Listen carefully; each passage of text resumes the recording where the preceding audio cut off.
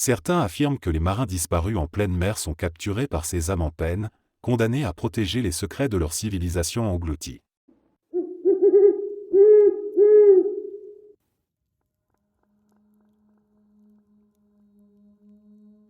Dans les paysages accidentés et sauvages de la Sardaigne, des milliers de structures de pierre se dressent encore aujourd'hui, défiant les vents marins et le passage du temps. Les nurags, ces tours énigmatiques aux formes coniques, sont les derniers témoins d'une civilisation disparue, celle des Nuragiques, qui prospéra il y a plus de 3500 ans. Construits avec des blocs de pierre parfaitement assemblés sans mortier, ces édifices semblent observer silencieusement les plaines, les collines et les côtes, comme des gardiens oubliés d'une terre chargée de mystères. À leur apogée, les Nuragiques construisirent plus de 7000 de ces tours massives sur l'île. Certaines servaient de forteresses, d'autres de sanctuaires, et d'autres encore d'observatoires. Au centre de chaque complexe nuragique, les habitants avaient aménagé des villages de huttes circulaires où se rassemblaient les clans. Ils étaient d'excellents forgerons, utilisant le bronze pour fabriquer des armes, des outils et des statues. Leurs représentations artistiques montrent des guerriers en armure, des bateaux, et des scènes de chasse, suggérant une société hiérarchisée et organisée. Malgré leur prospérité, la civilisation nuragique fut frappée par un déclin soudain et inexpliqué. Vers 500 avant notre ère, les villages commencèrent à être abandonnés. Les tours, jadis centres de pouvoir et de religion, furent désertées une à une. Leurs entrées furent scellées avec des pierres, comme si les Nuragiques tentaient de cacher quelque chose au monde extérieur. Aujourd'hui encore, peu de textes ou de vestiges expliquent ce qui s'est produit. Les légendes sardes parlent d'un peuple des étoiles qui serait venu du ciel par une nuit sans lune. Les anciens racontent qu'un gigantesque vaisseau en forme de disque aurait atterri sur l'île, émettant une lumière bleue si vive qu'elle illumina toute la Sardaigne. Les bergers, les pêcheurs, et les guerriers furent tous témoins de ce phénomène. Le vaisseau, semblable à une grande coquille luisante, se posa près de l'un des plus grands nurags, à Barumini. Les pierres des tours vibrèrent, comme si elles répondaient à l'appel de cette entité venue d'ailleurs. Les prêtres nuragiques, gardiens des secrets ancestraux et protecteurs des temples, furent les premiers à s'approcher. Ils tenaient dans leurs mains des reliques de bronze, des artefacts mystérieux qui, selon la tradition, étaient les clés d'un ancien pouvoir caché dans le cœur des nurags. Les légendes disent que ces objets possédaient la capacité de communiquer avec les étoiles et d'ouvrir des portes vers d'autres dimensions. Lorsqu'ils s'avancèrent vers le vaisseau, une voix éthérée s'éleva dans l'air, résonnant entre les montagnes et les falaises. La lumière bleue se mit à pulser, s'intensifiant à chaque pulsation, et une silhouette apparut à l'entrée du vaisseau. Ce n'était ni un homme, ni une créature connue. Les descriptions sont floues, mais parlent d'une figure humanoïde, flottant à quelques centimètres du sol, entourée d'une aura dorée. Les prêtres s'inclinèrent devant cette entité, lui offrant les reliques de bronze. L'être les accepta, puis tendit un bras long et mince vers le ciel. Une série de symboles lumineux apparut dans l'air, dessinant des cercles, des spirales, et des formes géométriques incompréhensibles. Les prêtres comprirent alors qu'ils avaient invoqué un pouvoir bien au-delà de leur compréhension. Les villages, les troupeaux, les forêts, tout fut englouti dans une lueur aveuglante, et pendant ce qui sembla une éternité, le temps lui-même sembla s'arrêter. Le lendemain, le vaisseau avait disparu. Mais quelque chose d'étrange se produisit dans les jours qui suivirent. Les récoltes pourrirent sur pied, l'eau des puits devint amère, et une étrange maladie se propagea parmi les habitants. Les prêtres qui avaient offert les reliques perdirent l'esprit, murmurant des paroles dans une langue inconnue et dessinant frénétiquement les mêmes symboles lumineux qu'ils avaient vus la veille. Dans un ultime acte de désespoir, les chefs des clans décidèrent de sceller les entrées de tous les nurags, croyant qu'ils étaient devenus des portails vers un autre monde. Les villages furent évacués, et les familles les plus nobles gravirent les montagnes, cherchant refuge loin des tours maudites. Des nuits durant, les survivants purent observer des lueurs étranges s'échapper des fissures des nurags, comme si un feu venu d'ailleurs brûlait dans leurs entrailles. Les tours, jadis symboles de puissance et de protection, devinrent des lieux maudits, où personne n'osait s'approcher. Des cris résonnaient parfois dans la nuit, des voix humaines mêlées à des bruits inhumains. Les rares guerriers envoyés pour enquêter furent retrouvés pétrifiés, les yeux écarquillés, le visage figé dans une expression de terreur absolue. Les prêtres survivants déclarèrent que les dieux avaient repris ce qui leur appartenait et que l'île était condamnée. Les Nuragiques abandonnèrent alors la Sardaigne, quittant leur patrie par bateau, s'éparpillant dans les contrées voisines. ceux qui restèrent retournèrent à un mode de vie nomade, loin des anciens villages. L'histoire de leur grand peuple, de leur tour majestueuse, se perdit dans le brouillard du temps. Quelques siècles plus tard, les colons romains et phéniciens, explorant l'île, ne trouvèrent que des ruines et des légendes confuses de créatures venues d'ailleurs. Aujourd'hui, les nurags se dressent toujours, solitaires et silencieux. Les archéologues qui ont tenté d'explorer leur profondeur rapportent avoir ressenti un étrange malaise, un poids invisible qui pèse sur leurs épaules, comme si les pierres elles-mêmes cherchaient à les repousser. Des relevés géophysiques montrent d'étranges anomalies magnétiques autour des structures, et certains instruments tombent en panne inexplicablement à proximité des nurags. Les villageois sardes refusent encore de s'approcher de ces tours la nuit. Ils racontent que, par certains soirs, on peut apercevoir des silhouettes lumineuses qui flottent autour des nurags, des figures insaisissables qui disparaissent dès qu'on tente de les observer de trop près. Les anciens conseillent de ne jamais pénétrer dans un nurag seul, car ceux qui osent briser le silence des pierres pourraient bien se retrouver piégés, condamnés à errer pour l'éternité dans le royaume des ombres.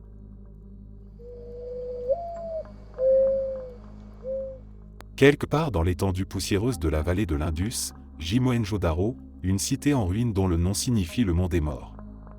Au zénith de sa gloire, cette ville était un joyau d'urbanisme et d'architecture. Ses rues rectilignes, ses systèmes d'égouts sophistiqués, ses bâtiments de briques cuites, tout ici témoignait d'une civilisation florissante, empreinte d'un sens aigu de l'organisation et de la planification. On raconte que les habitants de Mohenjo-Daro vivaient dans un luxe relatif pour l'époque, avec des maisons spacieuses dotées de salles de bain et des puits communs pour l'approvisionnement en eau. Loin d'être une cité guerrière, Mohenjo-Daro prospérait grâce au commerce, échangeant des perles, des pierres précieuses, des cotons fins, et des poteries avec des régions aussi éloignées que la Mésopotamie. Mais ce qui reste aujourd'hui de cette grandeur passée, ce ne sont que des ruines silencieuses, vidées de leur population, et entourées de mystères. Pourquoi cette ville autrefois si vivante fut-elle abandonnée ? Les squelettes retrouvés ici et la laissent penser à une fuite précipitée, un départ soudain. Aucune trace de combat, pas de mur de défense, pas d'armes en nombre. Tout semble indiquer que les habitants de Mohenjo-Daro ont quitté leur ville de leur plein gré, comme s'ils fuyaient une menace invisible. Les légendes locales évoquent parfois l'apparition d'une lumière dansante dans le ciel, un phénomène inexplicable que les anciens décrivaient comme la colère des dieux. On raconte que la terre aurait vibré sous l'effet d'une puissance inouïe, que les eaux du fleuve auraient changé de couleur, devenant d'un rouge sombre et nauséabond. Et puis, une nuit, un éclair fulgurant aurait illuminé la cité, laissant dans son sillage un silence terrifiant. Ceux qui ne purent fuir furent retrouvés gisant dans des postures étranges, comme pétrifiés sur place, la peau marquée de brûlures inexplicables. Certaines théories contemporaines suggèrent un changement climatique brutal, une série de sécheresses prolongées ou même une invasion par un peuple étranger. Mais aucune de ces explications ne résout l'énigme des traces d'incinération retrouvées sur certaines pierres, ni celle des résidus d'une matière vitrifiée qui semble indiquer qu'une chaleur extrême s'est abattue sur une partie de la ville. Peut-être Mohenjo-Daro fut-elle le théâtre d'une catastrophe que nous ne pouvons imaginer. Les rares manuscrits retrouvés parlent d'un ragnark, une apocalypse où la cité se serait enflammée soudainement, dévorée par des flammes venues du ciel. La vérité reste enfouie sous la terre, dans ces pierres silencieuses qui attendent d'être interrogées par les archéologues. Mais les réponses semblent toujours leur échapper, comme un écho dans le désert de l'oubli.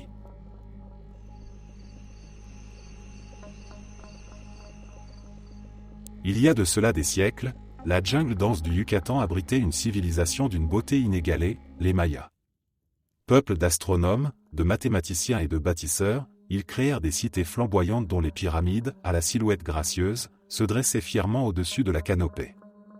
Des centres urbains comme Tikal, Palenque ou Chichén Itzá n'étaient pas simplement des villes, mais des représentations de l'ordre cosmique, où chaque pierre avait sa place dans l'univers. Leur calendrier, basé sur les cycles célestes, était d'une précision étonnante. Grâce à lui, les prêtres astronomes prédisaient les éclipses, organisaient les récoltes, et fixaient les dates des sacrifices humains nécessaires à l'équilibre du monde. Les Mayas vivaient selon des cycles de temps qu'ils croyaient dictés par les dieux, et tout événement terrestre avait son reflet dans le ciel. Pourtant, autour de l'an 900 de notre ère, les cités mayas commencèrent à s'éteindre, les unes après les autres. Les temples furent désertés, les palais laissés à l'abandon. Les grandes routes pavées qui reliaient les capitales aux villes plus modestes devinrent des chemins envahis par la végétation. Ce qui était autrefois le cœur battant d'un empire s'était transformé en un silence angoissant. Pourquoi cette civilisation si avancée s'effondra-t-elle de façon si soudaine? Les glyphes mayas, gravés sur les murs des temples, parlent de guerres entre cités, de famines terribles et de sécheresses dévastatrices. La terre, épuisée par des siècles de culture intensive, ne pouvait plus nourrir la population croissante. Des récits plus sombres encore racontent qu'un dieu de la mort serait apparu, annonçant un temps de grande désolation. On dit qu'un ciel noir s'étendit sur la région, empêchant les étoiles de briller. Les récoltes dépérirent, et le peuple, paniqué, se tourna vers les prêtres pour obtenir des réponses. Ces derniers interprétèrent ce phénomène comme le signe que les dieux étaient mécontents. Ils intensifièrent alors les sacrifices, tranchant des cœurs de plus en plus nombreux, mais les dieux restaient silencieux. Certains prêtres se rebellèrent, affirmant que les anciens rituels avaient été corrompus et que les grands prêtres, autrefois en contact direct avec les divinités, avaient perdu leur pouvoir. Cela provoqua des luttes de pouvoir, des révoltes internes et des massacres, précipitant l'effondrement des dernières grandes cités. Au bout de quelques décennies, les majestueuses pyramides, autrefois emplies de rires et de prières, ne résonnaient plus que du cri des singes hurleurs et du bruissement des feuilles. L'élite maya disparut sans laisser de traces, comme si elle s'était évaporée dans la jungle épaisse. Aujourd'hui, les ruines mayas, couvertes de mousse et de lianes, semblent se fondre dans le décor naturel. Mais les anciens disent que lors des nuits de pleine lune, on peut encore apercevoir, entre les arbres, les ombres des prêtres montant les escaliers de pierre, cherchant à tout prix à atteindre le sommet des temples, espérant capter un dernier signe des étoiles, un dernier message des dieux avant leur chute finale.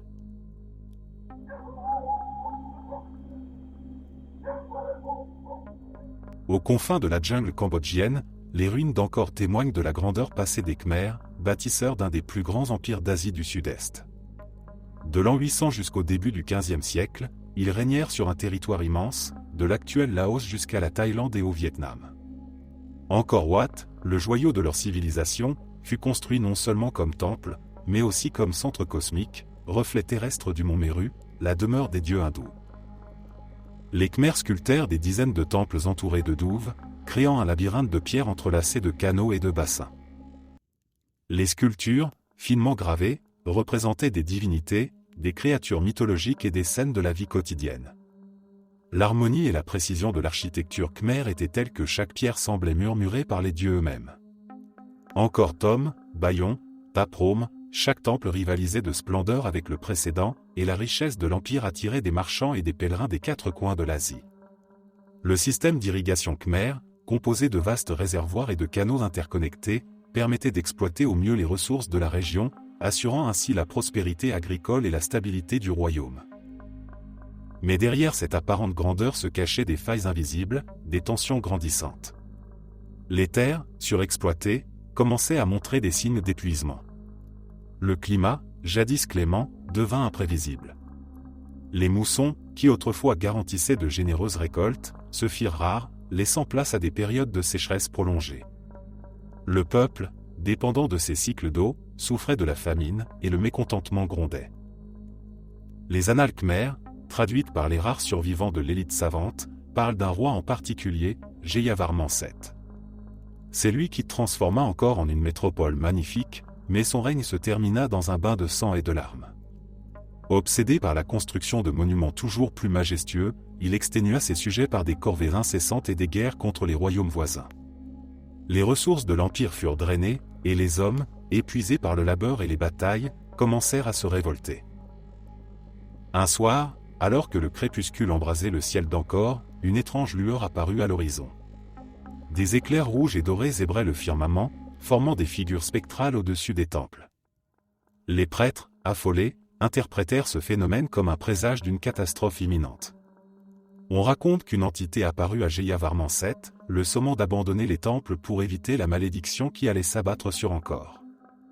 Mais le roi, inflexible, ignora l'avertissement et ordonna la construction d'un dernier monument, le prix Khan, pour marquer sa victoire sur le royaume rival de Champ. À peine la première pierre fut-elle posée qu'un vent viol se leva, déracinant les arbres et renversant les échafaudages. Une épidémie étrange se propagea dans la cité, faisant chanceler les plus robustes travailleurs, qui tombaient foudroyés, sans aucune raison apparente. Bientôt, les canaux s'asséchèrent, l'eau se tarit, et la famine s'installa. Ce qui restait de l'armée khmer fut envoyé pour réprimer les révoltes internes, mais il ne revint jamais. Les Chams, ennemis héréditaires des Khmers, profitèrent de ce chaos pour lancer une attaque dévastatrice, réduisant en cendres les trésors d'Angkor. Le coup de grâce fut porté par la nature elle-même. Une série d'inondations submergea la capitale, ruinant les rizières et emportant les ponts majestueux. Les survivants, désespérés, commencèrent à quitter les temples, laissant derrière eux statues et pierres gravées. La jungle, avide de reconquérir son territoire, s'immisça dans chaque interstice, chaque fissure. Les racines enlaçaient les tours, les lianes enserraient les colonnades, et bientôt, la grandeur d'Angkor fut recouverte par un linceul vert. Lorsque les premiers explorateurs européens atteignirent encore des siècles plus tard, ils trouvèrent une ville fantôme, un labyrinthe végétal où seules quelques statues émergeaient encore. Les villageois locaux leur racontèrent qu'à la nuit tombée, les esprits des rois et des prêtres parcouraient les temples déserts, cherchant désespérément à redonner vie à leur empire disparu. On entendait alors des murmures se répercutant sur les murs de pierre, des prières, des lamentations, des promesses de vengeance peut-être.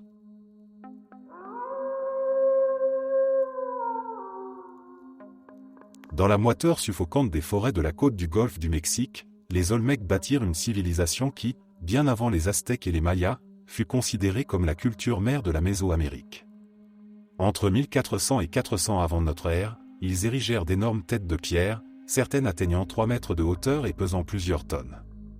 Les visages, aux traits sévères et aux lèvres charnues, regardaient l'horizon, comme des sentinelles silencieuses veillant sur la terre de leurs ancêtres. Comment ces sculptures massives furent-elles transportées sur des kilomètres de jungle dense? La réponse se perd dans les brumes du passé. Les Olmecs vénéraient des dieux mi-hommes, mi-animaux, symboles de la puissance de la nature. Le jaguar, en particulier, était leur emblème, représentant la force, la ruse et la royauté. Leurs prêtres, enveloppés de plumes et de peaux de félin, célébraient des rituels sanglants pour assurer la fertilité des terres et la protection de la cité. Les autels et les temples, faits de pierres massives, résonnaient de chants gutturaux et de tambours rythmiques. Mais un jour, quelque chose changea. Des nuages noirs se rassemblèrent au-dessus de la capitale olmèque de la Vanta, et une pluie de cendres s'abattit sur les villages l'environnant. Les prêtres, déconcertés, y virent le signe que les dieux étaient en colère. Les rituels se firent plus intenses, les sacrifices se multiplièrent, mais rien n'y fit. La cendre continua de tomber, recouvrant les champs et asphyxiant les récoltes. Des maladies inconnues se propagèrent, emportant les enfants et les vieillards en premier. Les fleuves, autrefois si calmes, devinrent boueux et charrièrent des cadavres d'animaux. Les sages Olmecs interprétèrent alors ce phénomène comme l'arrivée de la fin d'un cycle cosmique. Le monde des hommes devait être purifié pour renaître. Une grande migration fut organisée. Les statues colossales, jugées comme le seul lien restant avec les divinités, furent abandonnées, laissées à leur sort dans les clairières. On dit que les Olmecs se rendirent vers les montagnes sacrées, où un dernier rituel eut lieu. Là, dans un canyon étroit, tous les survivants de la tribu se rassemblèrent autour du plus ancien des prêtres. Ils prièrent, chantèrent, puis s'agenouillèrent en silence, acceptant leur sort. Lorsque l'expédition espagnole menée par Hernán Cortés atteignit la région des siècles plus tard, ils ne trouvèrent que des ruines couvertes de mousse, les visages de pierre à moitié enfouis dans le sol. Les Olmecs avaient disparu, comme s'ils s'étaient évanouis dans la jungle. Il ne restait que des traces de leur grande cérémonie, des gravures énigmatiques sur les rochers et les têtes colossales, seuls, témoins muets d'un passé glorieux. Certains croient que les Olmecs, par leur rituel, ont ouvert un passage vers un autre monde, sacrifiant leur propre peuple pour rétablir l'ordre cosmique. Peut-être vivent-ils encore, quelque part, dans un royaume spirituel où le jaguar règne en maître. D'autres pensent qu'une catastrophe naturelle, un séisme ou une éruption volcanique, les a décimés. Mais le mystère reste entier, et les pierres de la Vanta continuent de défier les siècles, gardiennes des secrets de cette civilisation perdue.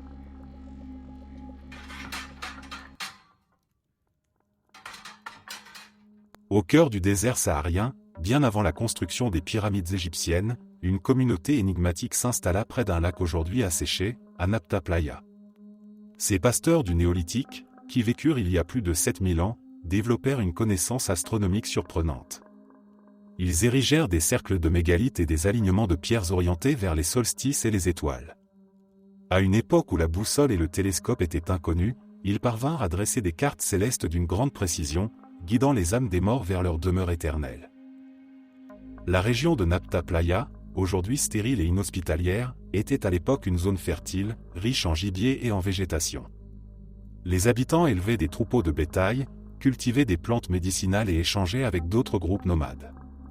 Leur connaissance en astronomie leur permettait de prévoir les changements saisonniers, et les cérémonies se succédaient, rythmées par le lever et le coucher des étoiles.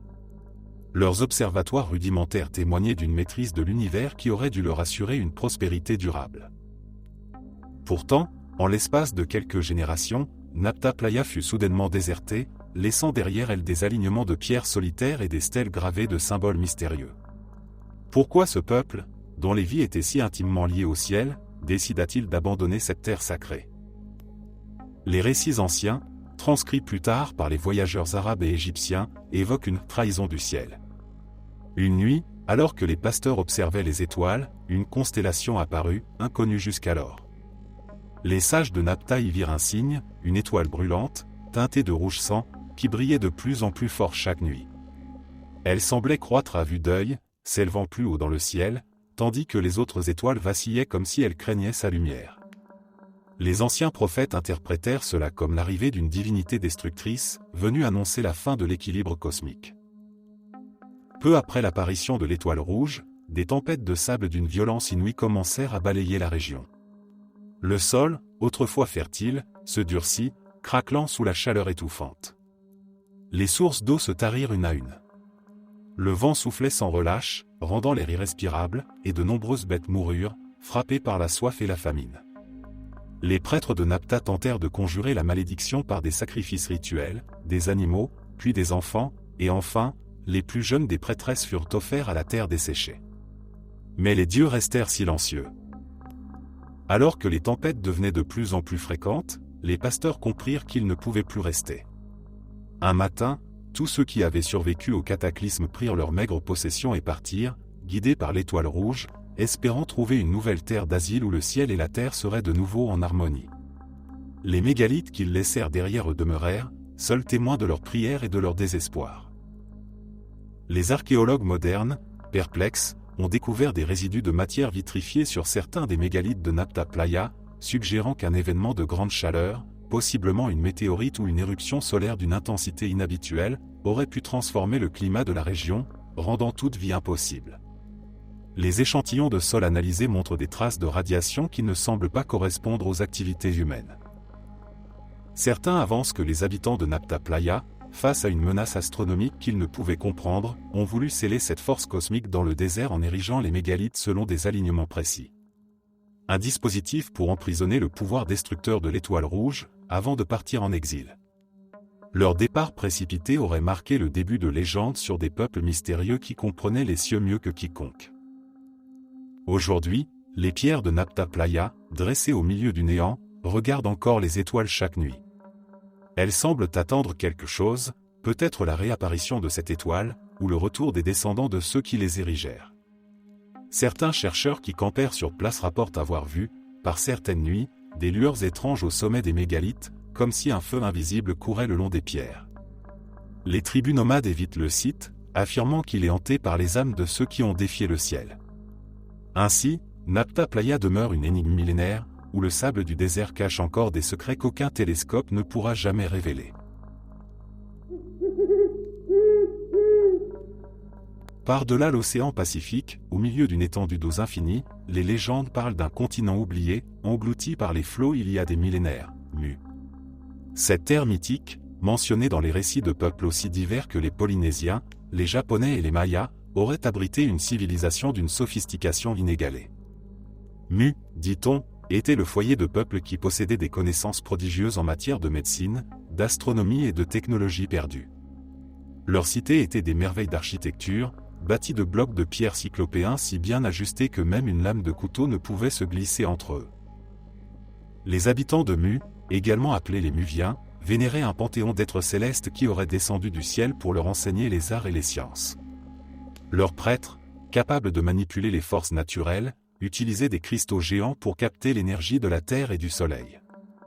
Grâce à cette technologie, les Muviennes auraient été capables de se déplacer à travers leur vaste continent en utilisant des véhicules antigravitationnels, et certains disent même qu'ils pouvaient voyager à travers les étoiles. Cependant, malgré toute leur avancée, les Muviens commirent une erreur fatale. Un jour, les prêtres de Mu décidèrent d'explorer des profondeurs cosmiques qu'ils ne pouvaient comprendre. Ils pensaient pouvoir maîtriser la force brute de l'univers, cette énergie primordiale qui liait toutes les choses vivantes. Ils dressèrent des temples plus hauts que les montagnes, couverts de runes scintillantes, et érigèrent au centre du plus grand d'entre eux un cristal gigantesque, brillant d'une lumière éthérée. Ce cristal, qu'ils appelèrent le cœur de Mu, avait le pouvoir d'ouvrir un canal direct avec le noyau de la Terre, d'où jaillissait une énergie immense et incommensurable. Les anciens textes des prêtres prédisent que quiconque serait capable de maîtriser cette énergie deviendrait semblable aux dieux eux-mêmes. Les prêtres, obsédés par ce pouvoir, intensifièrent leurs rituels. Chaque soir, ils invoquaient les esprits de l'univers, se tenant en cercle autour du cœur de Mu, récitant des incantations ancestrales. Le cristal répondait par un chant hypnotique, une mélodie qui résonnait dans les montagnes, les mers, et jusque dans les profondeurs abyssales. Les vagues se mirent à se lever plus haut, les vents soufflèrent avec plus de force. Des animaux, autrefois paisibles, devinrent agités et agressifs. La nature semblait réagir à ce qu'ils faisaient, mais les prêtres, aveuglés par leur ambition, continuèrent. Un soir, alors que la lune était absente du ciel et que le cœur de Mu brillait avec une intensité jamais vue auparavant, le rituel prit une tournure inattendue. Une fissure lumineuse se forma dans le cristal. Une lumière noire, une lumière qui n'était ni ombre ni ténèbres, mais quelque chose d'indicible jaillit du cœur du cristal. Elle s'étira, se contorsionna, et finit par s'étendre au-delà des murs du temple. La fissure grandit encore et encore, jusqu'à former une déchirure béante dans l'espace même. Ce que les prêtres avaient libéré n'était pas une force de la nature, mais une faille dans la réalité, une brèche vers un endroit où ni la lumière ni l'obscurité n'existent. Les montagnes commencèrent à se fendre, la terre elle-même se mit à trembler violemment. Les mers, prises de convulsions, se soulevèrent en vagues colossales qui s'écrasèrent sur les rives de Mu. Les cités, ces joyaux d'architecture, furent engloutis en quelques heures par des raz-de-marée d'une ampleur inouïe. Les prêtres tentèrent de refermer la brèche, mais la lumière noire, cette substance venue d'ailleurs, s'était déjà répandue. Elle corrompait tout ce qu'elle touchait. Les hommes, les animaux, les plantes, tout se déformait, se fondait, se brisait en formes grotesques et informes. Le cristal, noyau de la catastrophe, explosa avec la force de 1000 orages, et l'onde de choc dévasta tout le continent. Mu, en quelques jours, fut consumé par un cataclysme d'une violence inouïe. Les rares survivants racontèrent plus tard, dans des récits fragmentés et incohérents, avoir vu des ombres marcher sur la mer, comme si les esprits des défunts erraient sans but sur les eaux. D'autres affirmèrent que la lumière noire avait continué de croître après l'effondrement de Mu, s'enroulant autour de ce qui restait de l'île jusqu'à ce qu'elle se dissipe enfin, laissant place à un vide béant où l'eau s'engouffra. Le continent entier s'enfonça dans les profondeurs, entraîné par une force invisible. La mer dévora tout, les temples, les statues gigantesques, les palais. Le sol lui-même sembla se liquéfier, absorbant Mu comme un trou noir dans l'espace. Ce qui avait été une terre d'érudition, de beauté et de puissance disparut en quelques jours, avalée par les abîmes. Aujourd'hui, il ne reste que des murmures et des fragments de la mémoire de Mu. Des îles isolées dans le Pacifique témoignent de sa présence passée par d'étranges sculptures et ruines sous-marines. Les Polynésiens, les Japonais et d'autres peuples du Pacifique gardent, dans leurs légendes, des traces de cet ancien empire englouti. Leurs histoires parlent d'êtres d'apparence humaine mais ayant perdu la raison, de créatures marines qui ne sont pas tout à fait mortes et de lueurs fantomatiques qui hantent les eaux profondes. Les plongeurs modernes, s'aventurant dans les abysses du Pacifique, rapportent des visions troublantes. Certains affirment avoir entendu un chant profond et résonnant qui semblait provenir des fonds marins, d'autres parlent d'avoir vu des lueurs éphémères en forme de cristaux, flottant dans l'obscurité. Des appareils électroniques tombent régulièrement en panne dans ces zones, comme si une force invisible perturbait toute technologie. Les géologues, eux, ont découvert des anomalies magnétiques dans certaines régions de l'océan, correspondant aux anciens emplacements présumés de Mu. Les courants marins se comportent de manière étrange, comme s'ils contournaient un obstacle invisible. Des vestiges d'anciennes structures ont été retrouvés sur des plateaux sous-marins, des blocs de pierre assemblés selon des méthodes inconnues, profondément enfouis sous les sédiments. Mais le plus troublant reste ce cristal noir, découvert il y a une décennie par une équipe de chercheurs japonais. De la taille d'un poing, il semble émettre une faible lumière qui pulse doucement, comme un battement de cœur.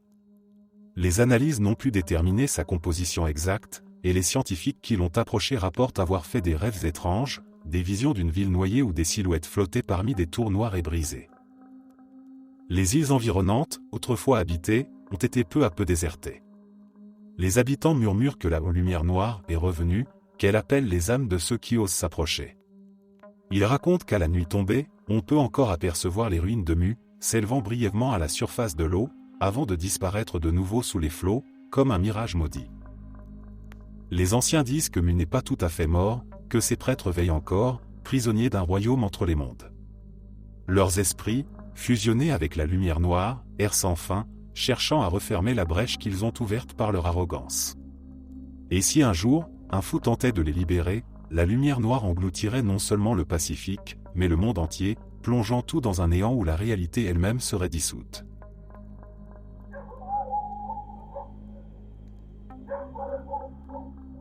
Blottie entre les falaises rouges et les canyons sinueux du désert jordanien, la cité de Pétra, capitale des Nabatéens, s'élève comme un mirage figé dans le temps. Les Nabatéens, maîtres de l'architecture rupestre, taillèrent leurs palais et leurs tombeaux à même la roche, façonnant une métropole spectaculaire protégée par les montagnes. Leurs compétences d'ingénieurs hydrauliques leur permirent de canaliser l'eau à travers des conduites et des citernes, créant une oasis florissante au milieu d'un désert aride. Grâce à leur position stratégique, ils devinrent les intermédiaires du commerce de l'encens, des épices et de la soie entre l'Arabie, l'Égypte, la Syrie et la Rome antique. Leur richesse grandissait, et leur cité était une plaque tournante où se croisaient les caravanes chargées de trésors venus de contrées lointaines. Pétra, avec ses colonnades majestueuses et ses sculptures élaborées, devint un joyau convoité par les puissances voisines. Les Romains, fascinés par la prospérité de Pétra, finirent par annexer le royaume nabatéen en 106 après Jésus-Christ, sans rencontrer de résistance notable. Les Nabatéens, bien que privés de leur autonomie politique, continuèrent de prospérer sous la tutelle romaine. Pourtant, 2 siècles plus tard, la grande cité commerçante fut brusquement abandonnée, ses rues laissées à l'abandon, ses citernes vides, ses caravanes disparues. Les légendes locales parlent d'une malédiction qui aurait frappé la cité. Un jour, les prêtres de Pétra auraient découvert un artefact mystérieux, un vase ancien orné de symboles interdits. Pensant qu'il s'agissait d'un présent des dieux, ils l'auraient exposé dans le grand temple de Kasralba. Mais dès la nuit suivante, une série de phénomènes étranges se produisit, des éclairs zébraient le ciel sans nuages, un vent glacial s'infiltrait dans les maisons, et des voix murmuraient dans les cavernes, appelant les habitants par leur nom. Les prêtres, effrayés, comprirent trop tard leur erreur.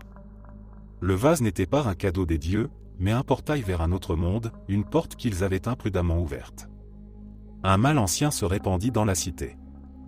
Les premiers signes furent subtils, des habitants tombèrent malades sans raison apparente, des enfants se mirent à disparaître sans laisser de traces, et les puits d'eau devinrent amers. Les prêtres tentèrent de fermer le portail en brisant le vase, mais celui-ci se reforma aussitôt, chaque fragment retournant à sa place comme mu par une volonté propre. Les jours suivants, une panique générale s'empara de Pétra. Les caravanes cessèrent de venir, les commerçants romains évitèrent la cité, murmurant que des ombres s'étiraient le long des parois des canyons, qu'une force invisible les suivait partout. Les portes des maisons furent barricadées, mais cela ne servit à rien. Les Nabatéens fuirent en masse, abandonnant leur ville bien-aimée. Certains prétendent qu'ils s'enfoncèrent dans le désert, espérant échapper à la malédiction, mais qu'ils furent dévorés par les sables mouvants, leur corps jamais retrouvés. D'autres racontent qu'un dernier groupe de prêtres, résolu à protéger le monde extérieur de ce mal libéré, se sacrifia dans une caverne secrète, scellant le vase avec leurs âmes. Depuis, Pétra est restée vide, hantée par des bruits étranges et des visions fugitives. Des archéologues qui y campèrent rapportent avoir entendu, par certaines nuits, des bruits de sabots de chevaux sur les pavés, comme si une procession fantomatique traversait encore la cité. Les pierres de Pétra, chauffées par le soleil brûlant du jour, exhalent une chaleur surnaturelle la nuit, et des visiteurs affirment voir des lueurs verdâtres émaner de certaines niches des tombeaux royaux. Serait-ce l'artefact maudit, encore actif, ou simplement le reflet des étoiles sur le grès? Quoi qu'il en soit, les Nabatéens ne revinrent jamais, et la ville tomba dans l'oubli jusqu'à ce que le monde occidental la redécouvre au XIXe siècle. Les Bédouins de la région, descendants lointains des Nabatéens, refusent encore de pénétrer seuls dans certains recoins de Petra, murmurant que les esprits de la roche y règnent toujours. Leur dernier avertissement aux curieux est simple: n'approchez pas des cavernes après la tombée de la nuit, car les portes de l'au-delà s'ouvrent encore.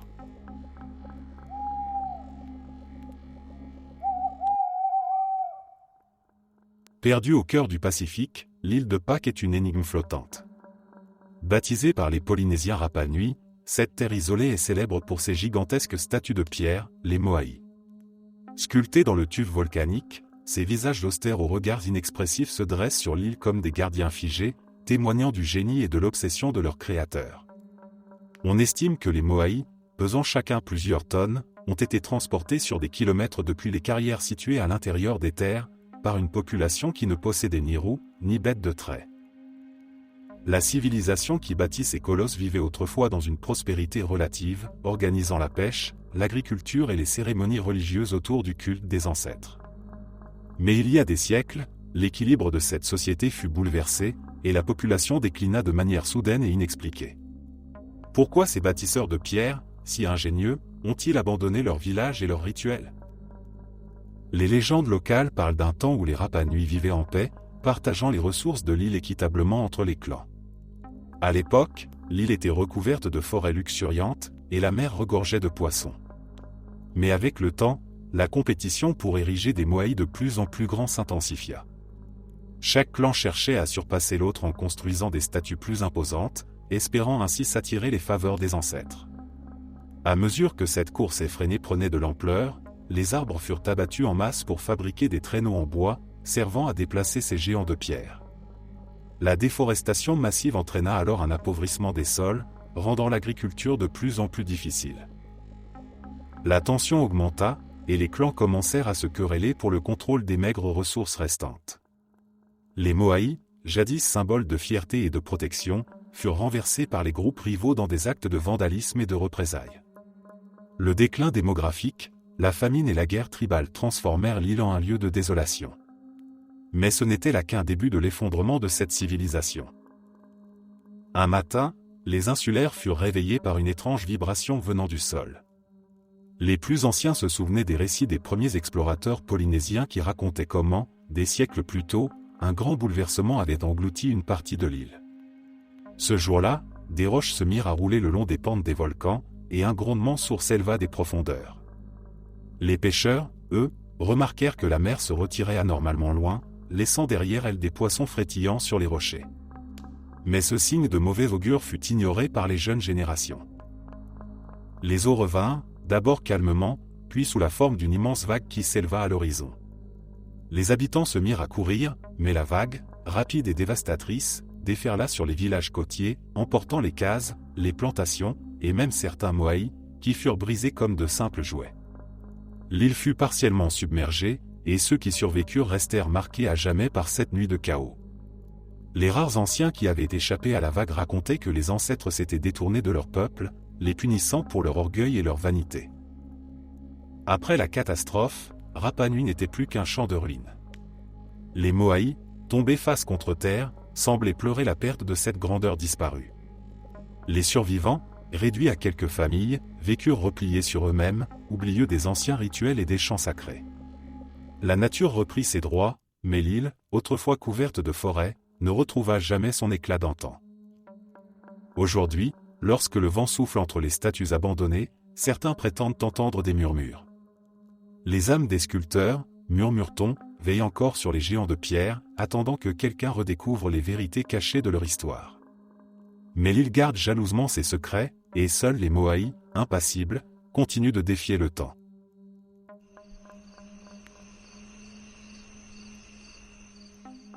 Perchés dans les falaises arides du sud-ouest américain, les Anasazi bâtirent des villages troglodytiques impressionnants. Leurs demeures, creusées à même la roche, se dressaient telles des forteresses suspendues au-dessus du vide. Ce peuple mystérieux, dont le nom signifie ancien ennemi dans la langue des Navajos, prospéra pendant plus de 1000 ans dans ce territoire inhospitalier, entre le Nouveau-Mexique, l'Arizona, le Colorado et l'Utah. Ils cultivèrent le maïs et les haricots sur les plateaux rocailleux et érigeaient de vastes kivas, ces salles cérémonielles souterraines où se déroulaient d'étranges rituels. Les Anasazi vivaient en clans soudés, utilisant des pictogrammes pour consigner leurs exploits et leur histoire. Mais ce que les archéologues découvrirent en explorant les ruines de Mesa Verde et de Chaco Canyon n'avait rien d'une histoire glorieuse. Vers la fin du XIIIe siècle, ces habitations furent brusquement abandonnées. Les poteries, encore intactes, gisaient sur le sol, les foyers étaient remplis de cendres fraîches. Les lieux semblaient avoir été désertés du jour au lendemain, comme si un danger imminent avait poussé tout le monde à fuir. Des légendes parlent d'une terrible sécheresse qui aurait poussé les clans à s'affronter pour l'eau. D'autres évoquent l'apparition d'un esprit maléfique, le Yenalglouchi, un monstre que l'on ne pouvait chasser. Les récits transmis de génération en génération décrivent une ombre qui, chaque nuit, rôdait autour des villages. Ceux qui osaient l'approcher étaient retrouvés sans vie, vidés de leur sang, le corps marqué par des griffures profondes. Les plus anciens des Anasazi racontaient que l'ombre était autrefois un être humain, un chaman ayant tenté de percer les secrets des ténèbres. Dans sa quête de pouvoir, il aurait invoqué des forces qu'il ne pouvait maîtriser, devenant une créature mi-homme, mi-bête, assoiffée d'énergie vitale. Le Yenalglouchi, devenu le symbole de la malédiction des Anasazi, apportait la terreur partout où il passait. Les nuits se firent plus longues, et la lune semblait briller d'une lueur blafarde, rendant les habitants nerveux. Chaque matin, on retrouvait des traces de lutte dans les villages, des portes en bois arrachées, des silhouettes fantomatiques gravées sur les parois, comme pour avertir de la venue de l'ombre. Ceux qui restaient devenaient fous, murmurant des mots incompréhensibles avant de disparaître eux aussi. Les Anasazi entreprirent alors de se replier vers les hauteurs, construisant des citadelles encore plus inaccessibles, creusant des habitations si loin dans les falaises que les chemins pour y parvenir étaient presque invisibles. Ils espéraient se mettre à l'abri, mais la créature semblait les suivre, s'infiltrant à travers les fissures, se jouant des remparts rocheux. Le désert lui-même semblait conspirer contre eux, s'étendant, rendant les terres infertiles, tandis que des vents violents fouettaient les plateaux, charriant des nuages de poussière qui noyaient les champs. Puis, un jour, l'ombre disparut. Aussi soudainement qu'elle était apparue, elle laissa place à un silence oppressant. Mais il ne restait plus rien des villages, sinon des pierres éparses et des squelettes oubliés dans des postures étranges, comme fuyant quelque chose. Les quelques survivants, dispersés, rejoignirent les peuples voisins, intégrant leur communauté et racontant leurs histoires au coin du feu. Des siècles plus tard, les Navajos, les Hopis et les Unis évoquent encore l'histoire des anciens ennemis et du monstre qui hante les falaises. Les archéologues, quant à eux, n'ont trouvé aucune preuve tangible de l'existence de cette créature. Ce qu'ils découvrirent furent des signes de cannibalisme, des os brisés intentionnellement, des crânes fendus, comme si une faim inhumaine avait dévoré le peuple Anasazi de l'intérieur. Était-ce dû à la famine? À une démence collective provoquée par le désespoir? Ou bien, comme le murmurent les anciens, l'œuvre d'un démon oublié? Le mystère reste entier, et les ruines de Chaco Canyon résonnent encore des échos de cette tragédie oubliée.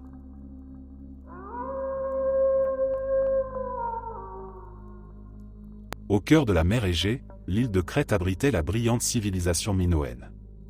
De Knossos à Festo, les palais minoenses témoignaient d'une richesse inouïe, de fresques colorées représentant des taureaux sacrés, des danses rituelles et des paysages idylliques.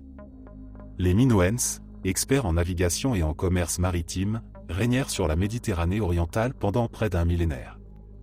Leurs navires parcouraient les flots, échangeant des céramiques, des vins, des huiles et des tissus précieux avec les royaumes voisins. Les légendes parlent de Minos, le roi légendaire, et de son fils monstrueux, le Minotaure, enfermé dans le fameux labyrinthe. La Crète semblait bénie des dieux, une île fertile, protégée par la mer. Mais au tournant du XVe siècle avant notre ère, un cataclysme mit fin brutalement à cette ère dorée. Les premières secousses se firent sentir un matin de printemps.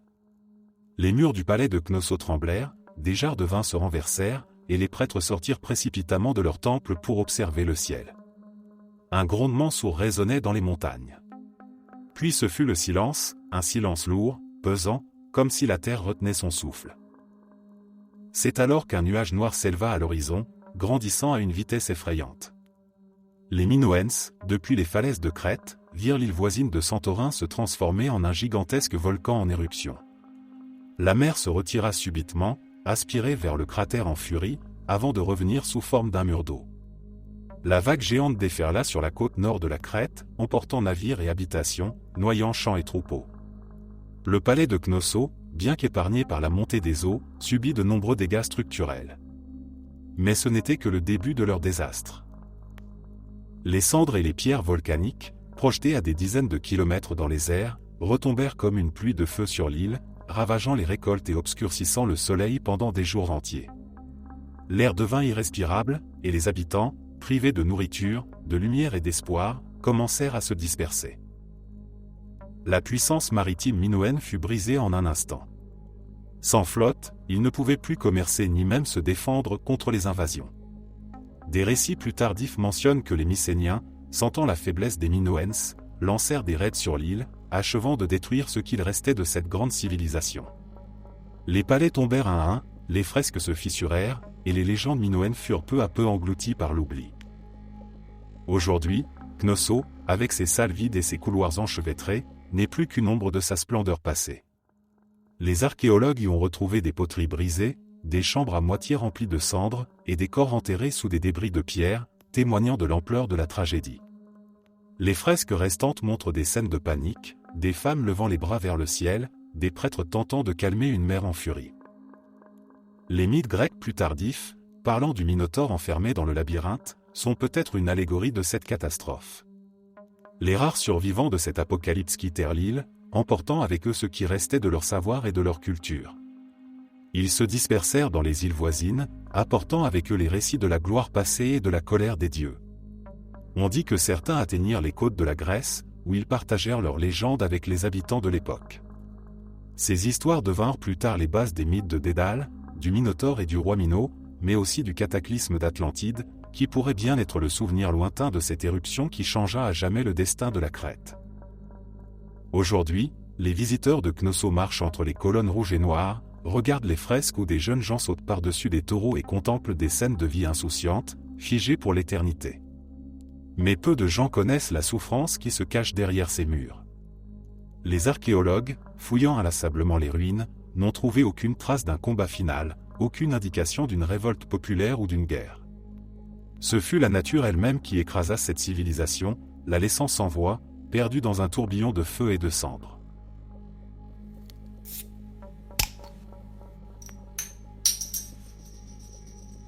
Dans le sud de la péninsule ibérique, la légendaire civilisation de Tartesso prospérait il y a plus de 2500 ans. Mentionnée par des écrivains grecs comme Hésiode et Hérodote, elle était réputée pour ses richesses fabuleuses en or et en argent, et pour sa capitale mythique, cachée quelque part entre les terres de l'Andalousie et l'embouchure du Guadalquivir. Ce royaume, baigné par les flots de la Méditerranée et de l'Atlantique, était dirigé par des rois sages et puissants, et son influence s'étendait bien au-delà de ses frontières. Les Tartésiens étaient d'habiles commerçants, leurs navires voguant de port en port, transportant des métaux précieux, des céramiques finement ouvragées et des étoffes de pourpre. Leur capitale, Tartesso, était un labyrinthe de rues pavées, de temples dorés et de palais somptueux où résonnaient les chants des poètes et les mélodies des lyres. Les Grecs, qui visitaient la cité, la comparaient à un second Éden, un lieu béni des dieux, où la nature offrait ses fruits en abondance et où l'air lui-même semblait empli de magie. Pourtant, malgré toute cette opulence, Tartesso disparut subitement de la surface du monde. Ce qui advint de cette civilisation brillante reste une énigme que ni les historiens ni les archéologues n'ont pu résoudre pleinement. Que se passa-t-il pour que cette cité de rêve soit rayée des cartes et de la mémoire des hommes? Les légendes locales racontent que Tartesso fut englouti par les flots en une seule nuit. Tout commença par un signe dans le ciel, une étoile ardente apparut, traversant la voûte céleste en traçant une traînée de feu. Les habitants, terrifiés, y virent un mauvais présage. Les prêtres s'agenouillèrent dans le grand temple d'Astarté, suppliant la déesse de les protéger, mais le silence de la nuit fut leur seule réponse.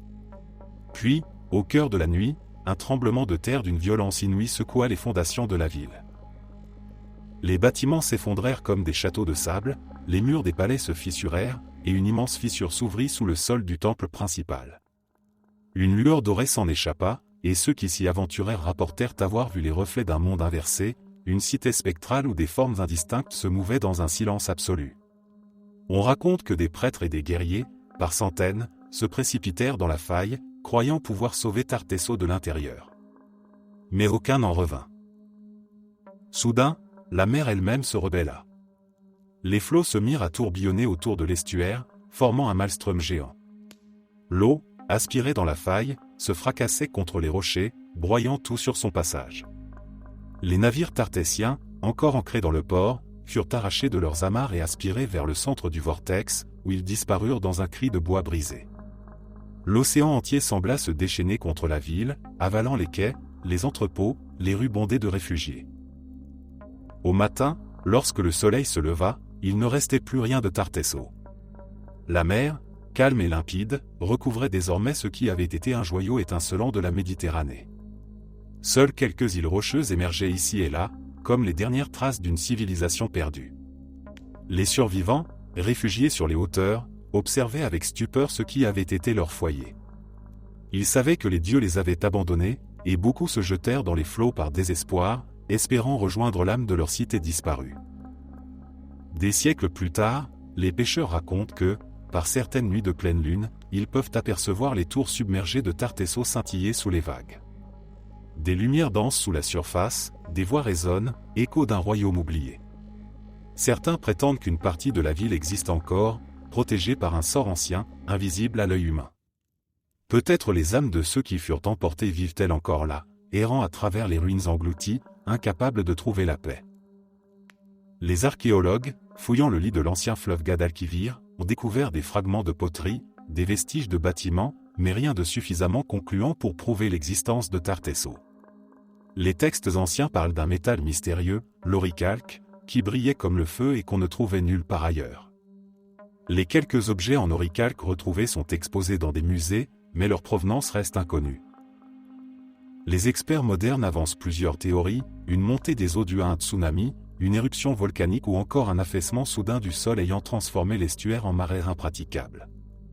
Mais ces hypothèses ne peuvent expliquer la disparition complète et totale de la ville et de son peuple, comme si Tartessos avait été aspiré hors du monde, effacé des mémoires humaines par une force bien au-delà de la compréhension mortelle. Aujourd'hui, Tartessos est devenu une légende. Son nom est murmuré par les chasseurs de trésors et les aventuriers, tandis que ces trésors, dit-on, reposent dans des cavernes sous-marines, gardées par des créatures marines que nul n'ose approcher. Ceux qui tentèrent de les retrouver perdirent la vie dans d'étranges accidents, des naufrages soudains, des pannes inexpliquées ou des visions de formes mouvantes qui émergeaient des abysses. Les pêcheurs de la région, eux, se contentent de lever leurs filets sous un soleil paisible, tout en détournant le regard des eaux plus profondes. Ils savent qu'au fond de la mer, entre les algues et les rochers, les reliques de Tartessos attendent, baignées d'une lumière spectrale, prêtes à attirer ceux qui osent défier le destin. Leur dernier conseil à tout curieux est simple, ne cherchez pas ce qui doit rester caché. Tartessos appartient aux dieux, et les dieux ne pardonnent pas les intrusions.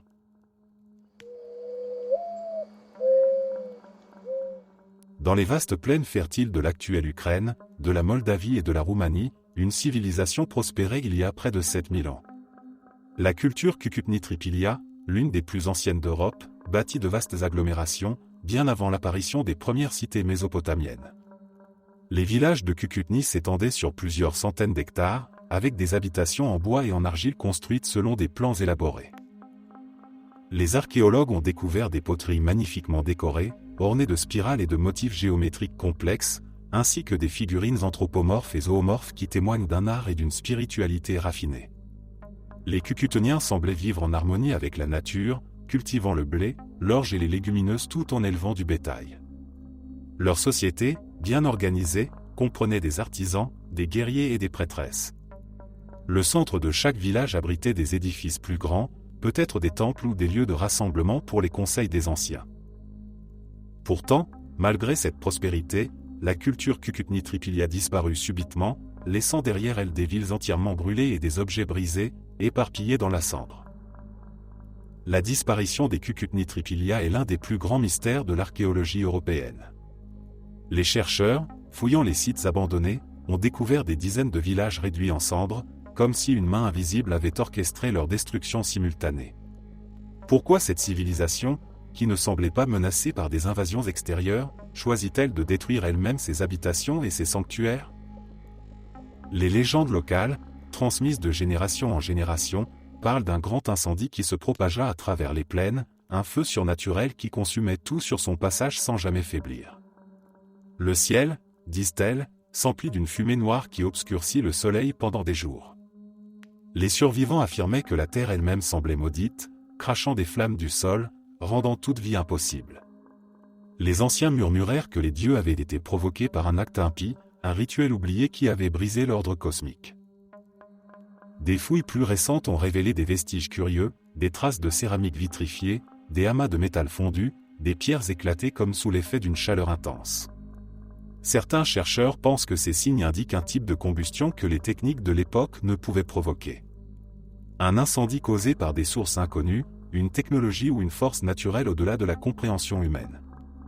Mais pourquoi ces villages, si étroitement liés les uns aux autres, furent-ils tous réduits en cendres en même temps? Les théories modernes avancent qu'il pourrait s'agir d'un effondrement interne dû à un changement climatique brusque ou à une série de sécheresses qui auraient fragilisé la structure sociale. D'autres évoquent des conflits entre clans qui auraient abouti à une guerre totale, où chaque camp aurait préféré détruire ses propres terres plutôt que de les laisser aux mains de l'ennemi. Mais cette hypothèse ne colle pas avec les preuves retrouvées, pas d'armes, pas de fortifications brisées, pas de squelettes transpercés de flèches. Une théorie plus ésotérique suggère que la civilisation Cucutni-Tripilia aurait tenté de capter des forces surnaturelles à travers des rituels dangereux. Les spirales qui ornent leur poterie, retrouvées au milieu des ruines, ne seraient pas de simples décorations, mais des symboles magiques visant à attirer des énergies invisibles. Leurs temples, brûlés jusqu'à la base, étaient peut-être les lieux de cérémonie où des sacrifices massifs auraient été accomplis pour conjurer une menace inconnue. Mais quelque chose aurait mal tourné, libérant un pouvoir incontrôlable qui aurait dévoré villages et champs. D'après les légendes moldaves et ukrainiennes, les femmes de Cucutni, en particulier, possédaient des dons de divination et communiquaient avec les esprits des rivières et des forêts. On disait que leur savoir était consigné dans des parchemins cachés sous les maisons brûlées, gardés par des incantations anciennes. Lorsque la catastrophe éclata, ces prêtresses auraient tenté de canaliser l'énergie destructrice en la concentrant dans des artefacts. Mais les forces invoquées se retournèrent contre elles, et l'incendie se propagea d'un village à l'autre, tel un dragon céleste. Les derniers survivants, pris de panique, fuirent vers les montagnes et les forêts profondes, abandonnant leur terre natale. Ceux qui restèrent furent piégés dans les flammes et leurs cris résonnèrent dans les plaines pendant des jours. Les communautés voisines, effrayées par ce spectacle apocalyptique, n'osèrent s'aventurer dans les ruines fumantes. Elles prétendaient que la terre elle-même était possédée, habitée par des esprits de feu, et que ceux qui oseraient revenir seraient maudits pour toujours. Les rares témoignages recueillis par les peuples voisins rapportent que des silhouettes noires erraient parmi les cendres, des formes humaines aux yeux lumineux, spectres des Cucutoniens perdus entre ce monde et l'autre. On murmure que par certaines nuits, on peut encore entendre le crépitement des flammes fantomatiques le long des collines et que les ombres de celles qui furent autrefois des prêtresses dansent autour de foyers invisibles, pleurant les erreurs de leur peuple. Les descendants lointains des Cucutni-Tripilia intégrèrent peu à peu les tribus indo-européennes qui envahirent la région, mais le souvenir de leur chute resta gravé dans la mémoire collective. Les légendes de femmes sorcières, capables de contrôler le feu et de déchiffrer les messages des étoiles, trouvent peut-être leur origine dans cette civilisation perdue. Quant aux terres qui furent le cœur de leur royaume, elles demeurent étrangement vides, comme si aucune culture n'osait réellement s'y implanter.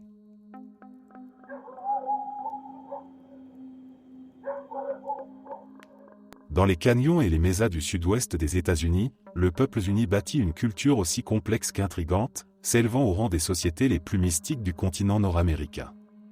Les Unis, installés dans des villages de terre cuite appelés Pueblos, étaient réputés pour leur art, leurs rituels chamaniques et leur savoir astronomique.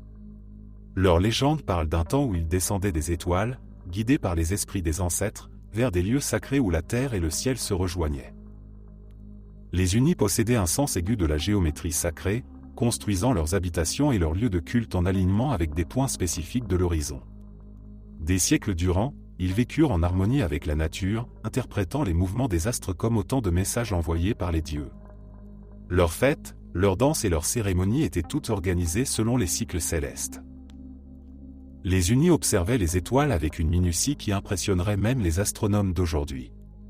Leurs chamans, appelés les kokoshi, utilisaient des bâtons de prière et des artefacts mystérieux pour lire les messages divins dans le mouvement des constellations.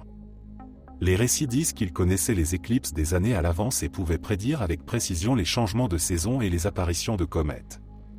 La grande maison de Zuni, construite au centre de leur territoire, servaient non seulement de palais pour le chef, mais aussi de grand observatoire où les chamans scrutaient la voûte céleste.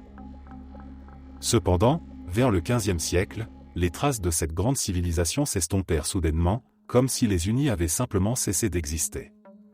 Les villages, autrefois grouillants de vie, furent progressivement abandonnés. Les routes cérémonielles menant aux sources sacrées et aux lieux d'offrande furent laissées à l'abandon, envahies par les sables du désert. Les légendes unies, racontées en secret par les anciens, murmurent qu'un jour, les Kokoshi découvrirent une faille dans les cieux. Une étoile nouvelle apparut dans la constellation de la Tortue, émettant une lumière si intense qu'elle semblait vouloir percer le ciel. Les chamans interprétèrent ce signe comme l'arrivée de nouveaux esprits, venus d'un endroit lointain au-delà des étoiles. Ils se réunirent alors dans la grande maison pour tenter de communiquer avec ces forces inconnues. Ils chantèrent, dansèrent et tracèrent des symboles complexes sur le sol de l'observatoire. Pendant des jours et des nuits, les rituels se succédèrent sans relâche, sans que les esprits ne répondent. Le 5e jour, alors que le soleil se levait à peine, une détonation retentit au-dessus des montagnes. Un cercle de lumière rouge apparut dans le ciel, se dilatant lentement. Les chamans comprirent alors avec horreur qu'ils n'avaient pas seulement communiqué avec les esprits, mais qu'ils avaient ouvert une brèche entre ce monde et un autre. La brèche grandit, et une ombre noire se déversa de cette ouverture céleste. Ce qui en émergea ne ressemblait à rien de connu. Les anciens parlent d'un brouillard mouvant, une entité qui semblait se rétracter et se déployer comme un cœur battant. Partout où ce brouillard flottait, le froid s'installait, les plantes se fanaient et les animaux fuyaient.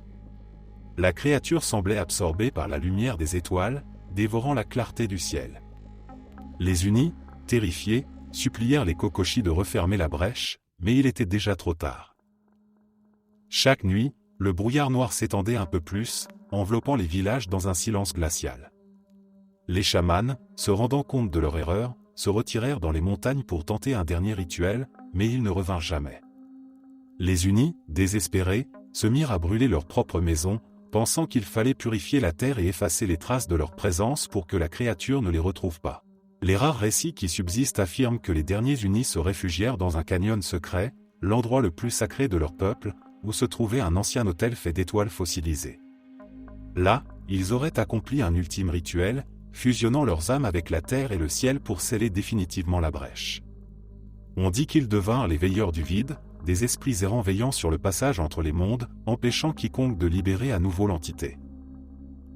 Les explorateurs européens, arrivant des siècles plus tard, ne trouvèrent que des ruines silencieuses et des peintures murales montrant des formes sombres se détachant sur un ciel tourmenté. Les villages étaient vides, mais aucune trace de lutte ou de massacre ne fut découverte. Les objets de valeur, les grains et les poteries, étaient toujours là, intacts, comme si les unis s'étaient tout simplement volatilisés. Les descendants des unis d'aujourd'hui, vivant dans des pueblos disséminés à travers l'Arizona et le Nouveau-Mexique, refusent de parler de cette époque. Ils savent, cependant, que certaines zones des anciens territoires sont maudites. Là où la brèche fut ouverte, rien ne pousse. Les nuits y sont d'un noir d'encre, même en pleine lune, et ceux qui s'approchent trop près prétendent ressentir un froid glacial, même en plein été. Les chamans modernes affirment qu'il existe encore un endroit, caché entre les canyons, où la brèche faiblement scintille. Seuls les plus sages peuvent y pénétrer, récitant des prières et portant des amulettes protectrices. Mais même eux ne s'y attardent pas. On dit que la créature, bien que scellée, murmure à travers la brèche, cherchant à attirer de nouvelles âmes pour la libérer. Lorsque la brume nocturne descend sur les mesas, les anciens conseillent à leurs enfants de ne jamais regarder trop longtemps le ciel. Les étoiles te regarderont en retour, disent-ils. Et quiconque répondrait à cet appel pourrait bien ne jamais retrouver le chemin du retour. Les unis se sont éteints, mais leur sacrifice demeure.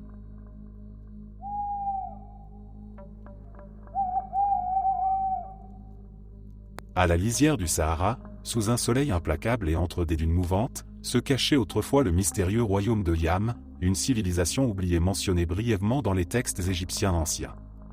Au temps de la splendeur pharaonique, Yam était un royaume prospère, situé au sud de l'Égypte, dont les caravanes traversaient les sables brûlants, transportant or, ivoire, ébène et esclaves, pour les offrir au temple et au palais de Memphis et Thèbes. Les Égyptiens voyaient en Yam une terre de richesse et de mystère, peuplée d'hommes robustes et d'animaux exotiques, où les oasis formaient des îlots de vie au milieu de l'immensité désertique. Les relations entre les deux royaumes étaient cordiales, mais teintées de méfiance. Les scribes pharaoniques décrivaient Yam comme une nation d'intrigants au pouvoir surnaturel, capable de commander aux esprits du désert. Chaque année, des messagers et des marchands égyptiens s'aventuraient dans les terres arides pour atteindre la capitale de Yam, connue sous le nom de Kerma, et ramener des trésors d'une beauté inégalée. Mais un jour, vers 2000 avant notre ère, le royaume de Yam cessa brusquement d'exister. Les caravanes, qui empruntaient les routes millénaires, disparurent dans le néant. Les commerçants égyptiens envoyés à sa recherche ne revinrent jamais. Ce qui était jadis une terre fertile, nourrie par de mystérieuses sources souterraines, se transforma rapidement en un désert impitoyable. Les oasis se tarirent, les routes devinrent des pièges mortels, et les traces de Yam s'effacèrent sous le souffle brûlant du vent du Sahara.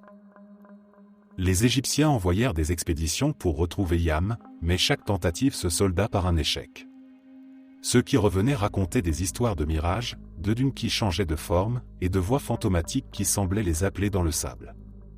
L'un de ces explorateurs, un scribe nommé Ennu, laissa un rapport cryptique, consigné sur une stèle brisée, qui mentionne une « porte interdite » au cœur du désert, un lieu où la réalité se tordait sous l'effet d'une puissance inconnue. Les légendes nubiennes, conservées par les peuples nomades, parlent d'un cataclysme qui aurait frappé Yam. Un matin, les habitants de Kerma se réveillèrent pour découvrir que les étoiles dans le ciel avaient changé de position. La constellation de Sobek, le dieu crocodile, n'était plus alignée avec le mont sacré de leur capitale. Les prêtres, effrayés, interprétèrent ce phénomène comme un signe de la colère divine. Ils organisèrent alors une grande cérémonie dans le temple principal, sacrifiant des dizaines de taureaux et de captifs pour apaiser les dieux. Mais les étoiles continuèrent de dériver, et le vent commença à murmurer des paroles obscures, chuchotant les noms des morts. Au crépuscule, une silhouette se dessina à l'horizon, flottant au-dessus des dunes. C'était un immense pilier noir, haut comme une montagne, dont la surface semblait absorber toute lumière. Les hommes de Yam, terrifiés, observèrent alors des ombres glisser le long du pilier, des formes humanoïdes qui se contorsionnaient et s'étiraient. Les prêtres déclarèrent qu'un portail vers l'autre monde s'était ouvert, et que les habitants de Yam devaient être jugés par les dieux de l'au-delà. Ce soir-là, des cris d'agonie s'élevèrent de Kerma. Une force invisible parcourut la ville, tordant les arbres, pulvérisant les statues, et réduisant les murs à un amas de poussière. Les rares survivants qui parvinrent à s'échapper racontèrent que la lumière s'était éteinte. Le jour était devenu nuit, et dans cette obscurité totale, des yeux rouges s'étaient ouverts un peu partout, épiant les fuyards. Les dunes elles-mêmes semblaient se mouvoir comme des vagues, emportant quiconque osait s'y aventurer. Les dieux de Yam étaient silencieux. Le pilier noir resta là pendant 7 jours, oscillant doucement dans le vent, et à l'aube du 8e jour, il s'effondra sans un bruit. Les étoiles retrouvèrent leur place habituelle, mais Yam, lui, avait disparu. À la place de la capitale, les survivants ne trouvèrent que des ruines calcinées, des statues brisées en 1000 morceaux, et des empreintes de pas géants, comme si une créature colossale avait traversé la ville en furie. Les oasis, autrefois verdoyantes, s'étaient transformées en marécages putrides, dégageant une odeur nauséabonde. La terre était devenue stérile, et le vent portait des sables noirs, semblables à des cendres. Les nomades, craignant d'être maudits, abandonnèrent la région, murmurant que Yam avait été dévoré par les dieux de l'oubli, ces entités invisibles qui hantent les interstices du temps et de l'espace. Des siècles plus tard, lorsqu'un explorateur grec du nom d'Aristagoras s'aventura dans le désert pour trouver l'emplacement de Kerma, il ne trouva qu'un désert désolé. À la place de la cité légendaire, il découvrit un vaste cratère aux parois vitrifiées, comme si un feu céleste avait fondu la terre elle-même. Il rapporta avoir vu, au centre du cratère, une statue d'un homme à genoux, ses mains tendues vers le ciel, le visage figé dans une expression de terreur. Autour de la statue, des symboles inconnus avaient été gravés dans le sol, formant un cercle parfait. Aristagoras, épuisé et délirant, revint en Égypte en murmurant des phrases incohérentes sur des dieux venus d'en dessous et un serpent de lumière qui avale le temps. Le scribe chargé de noter son récit décrivit des dessins effrayants que l'explorateur traçait dans le sable, un pilier noir, des formes humaines tordues, et des étoiles alignées en un arc maléfique. Peu de temps après son retour, Aristagoras disparut sans laisser de traces, emportant avec lui les secrets de Yam. Aujourd'hui, les vestiges de cette civilisation perdue demeurent introuvables. Les dunes couvrent les ruines, et le désert s'étend à perte de vue, silencieux. Les quelques aventuriers qui osent encore chercher le royaume de Yam parlent de sensations étranges, des boussoles qui s'affolent, des mirages montrant des villes fantômes, et des voix émanant des entrailles de la terre. Certains affirment que, par certaines nuits, on peut voir briller, au loin, une lueur noire, semblable à une étoile inversée. Les tribus Touareg évitent soigneusement cette région, la désignant comme la vallée des esprits perdus. Elles racontent que ceux qui entendent l'appel des sables ne reviennent jamais, car ils sont attirés dans un monde parallèle, un royaume d'ombre où le temps se fige et les âmes sont emprisonnées à jamais. Le royaume de Yam est-il réellement disparu, ou existe-t-il encore quelque part, pris dans une boucle temporelle où les esprits errent sans fin? Le désert, vaste et impitoyable, semble lui-même être le gardien de ce secret. Peut-être que sous les dunes de sable, les ruines de Yam reposent, attendant qu'un jour, quelqu'un brise la malédiction qui a scellé leur destin.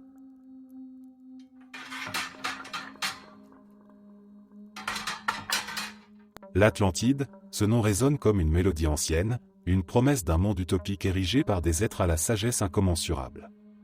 D'après Platon, il s'agissait d'une île vaste, abritant une civilisation dotée d'un savoir technologique et spirituel surpassant celui de n'importe quel peuple ayant foulé cette terre. L'Atlantide, baignée par les flots azurés de l'Atlantique, étincelait de mille feux, car ses tours étaient faites d'or, d'argent et de pierres précieuses. Ses habitants, fins connaisseurs de l'astronomie et maîtres des énergies telluriques, construisaient des palais magnifiques et érigeaient des sanctuaires dédiés aux dieux. Tout ici était harmonie, force et beauté. Les Atlantes vivaient en symbiose avec la nature, utilisant l'énergie cristalline pour alimenter leurs machines volantes, déplacer d'immenses blocs de pierre et même guérir les maux de l'âme et du corps. Ils n'avaient guère d'égaux dans le domaine des arts et des sciences. Mais leur savoir était tel qu'il éveilla en eux une arrogance nouvelle. Pensant maîtriser les forces mêmes de l'univers, ils commencèrent à s'aventurer au-delà des frontières de leur île, défiant les lois naturelles. Leurs expéditions les menèrent dans les terres lointaines de l'Égypte et de la Grèce, où ils partagèrent leurs connaissances en échange de richesses et de trésors. Peu à peu, leur influence s'étendit sur tous les continents connus. Les Atlantes devinrent les maîtres de la mer, contrôlant les échanges commerciaux et forgeant des alliances avec des peuples éparpillés aux quatre coins du monde. Pourtant, malgré cette apparente grandeur, un mal invisible grandissait au cœur de leur cité. Un jour, les sages de l'Atlantide perçurent un changement dans les courants magnétiques qui nourrissaient leur cité. La mer, d'ordinaire si calme, semblait frémir sous l'effet de forces invisibles. Les animaux, sentant le danger imminent, fuyaient vers les hauteurs. Mais les Atlantes, aveuglés par leur propre grandeur, ne virent pas les signes. La terre trembla une première fois, puis une seconde, plus forte. Les vagues déferlèrent avec une puissance inouïe, engloutissant les plus belles cités. L'océan se déchaîna, et l'île tout entière se retrouva submergée par les flots dans un chaos indescriptible. Tout n'était que ruine et désolation. Les temples s'effondraient, les ponts se brisaient sous la pression des eaux, et les fiers navires des Atlantes furent réduits en débris flottants, errant à la dérive. Les machines volantes, autrefois majestueuses dans le ciel, chutèrent lourdement dans les profondeurs marines, créant des geysers d'écume géants. Les rares survivants qui échappèrent à ce cataclysme racontèrent, des années plus tard, des histoires invraisemblables de montagnes crachant du feu et de tempêtes hurlantes, comme si le ciel lui-même s'était ouvert pour déverser sa colère sur l'île. Des générations après, on murmure que les esprits des Atlantes errent encore dans les profondeurs de l'océan, veillant jalousement sur ce qui reste de leur empire. Certains affirment que les marins disparus en pleine mer sont capturés par ces âmes en peine, condamnés à protéger les secrets de leur civilisation engloutie. Aujourd'hui, l'Atlantide n'est plus qu'un mythe, une légende racontée par les anciens. Ces secrets, engloutis par les abysses, dorment sous l'océan, quelque part entre la réalité et l'imaginaire, attendant qu'un jour peut-être, ils soient de nouveau révélés. Un plongeur audacieux osera-t-il un jour s'aventurer dans ces eaux maudites pour réveiller les ruines cristallines de l'Atlantide? Merci d'être resté jusqu'à la fin. N'oubliez pas d'aimer la vidéo, de vous abonner et de partager vos propres histoires en commentaire. On se retrouve demain à la même heure devant ce feu.